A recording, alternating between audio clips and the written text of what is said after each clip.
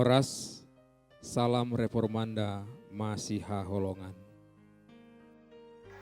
Firman Tuhan yang menjadi bahan renungan pagi ini diambil dari Efesus 6 ayat 8. Demikian bunyinya, kamu tahu bahwa setiap orang, baik hamba maupun orang merdeka, kalau ia telah berbuat sesuatu yang baik, ia akan menerima balasannya dari Tuhan.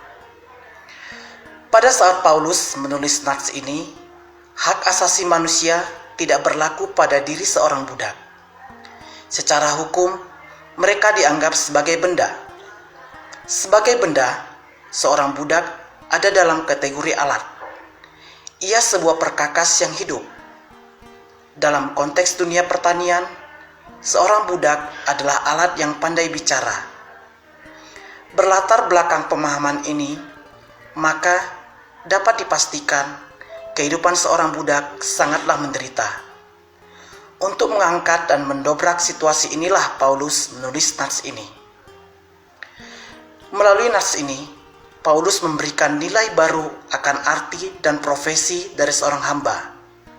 Secara gamblang, Paulus menyebut bahwa seorang hamba adalah sama dengan tuannya. Seorang hamba pun tidak terlepas dari tanggung jawab dan upah dari apa yang dilakukannya. Seorang hamba tidak berbeda dengan orang merdeka lainnya. Pernyataan Paulus ini mendapat tantangan yang serius dari para tuan yang memiliki hamba dan disambut gembira oleh para hamba. Ketika kita merasa bahwa kesenangan kita, kelebihan kita, dan superioritas kita harus tinggalkan, harus dibuang, atau dengan kata lain, menanggalkan atribut kelebihan kita, kita pasti tidak menyukainya. Sebaliknya, ketika kita memperoleh hak-hak kita, dibebaskan dari keterbelengguan kita, kita pasti bersuka cita. Itulah hakikat Injil. Itulah karya Kristus yang kini menjadi amanat yang harus diteruskan setiap orang percaya.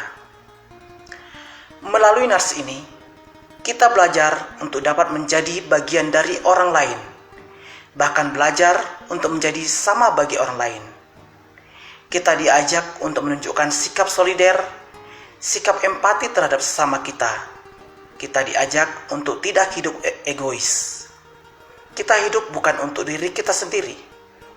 Apa yang kita miliki adalah bagian dari orang lain juga. Lebih jauh, Paulus ingin menyapa setiap orang Kristen untuk melihat dan menyadari peran yang ada di dalam dirinya sebagai suatu panggilan. Di dalam panggilan itulah Allah menempatkan kita sebagai hamba Allah yang harus kita laksanakan dengan sungguh dan bertanggung jawab. Sebagai hamba Allah, kita akan memperoleh apa yang menjadi bagian kita sesuai dengan tugas panggilan yang kita laksanakan. Amin. Marilah kita berdoa. Allah Bapa di surga, yang kami kenal dalam Yesus Kristus, puji dan syukur kami panjatkan kehadiran-Mu Tuhan.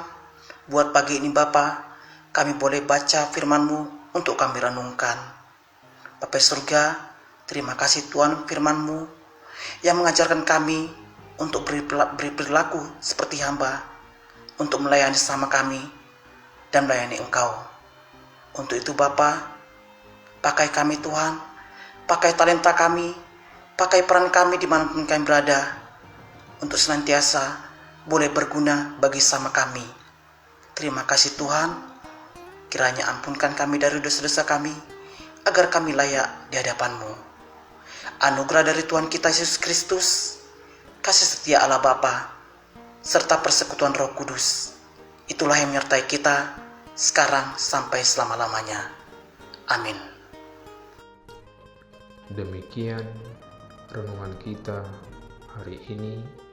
Tuhan Yesus memberkati.